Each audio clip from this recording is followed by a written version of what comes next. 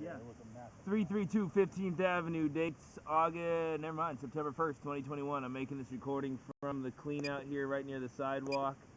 I'm going to pull back from this point. We're at the city main here, and I've zeroed out the footage. So we're going to get an accurate count on footage.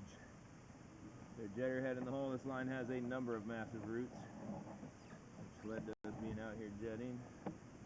So what'll happen is the root will push in there and get that separate that seam, and then it'll keep opening that seam until sand and dirt and all that shit can keep going in there. So it's just kind of a gateway to Root to the gateway drug. yes, To destruction and mayhem. exactly.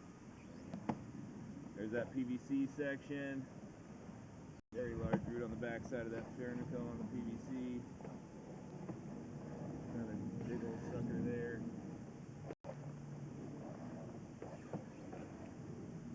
We'll call that a grand 35 feet from where we're standing. We're going to do a little more jet cleaning. I just wanted to get a footage from this spot out to the main. Here's the clean out we're making the recording from.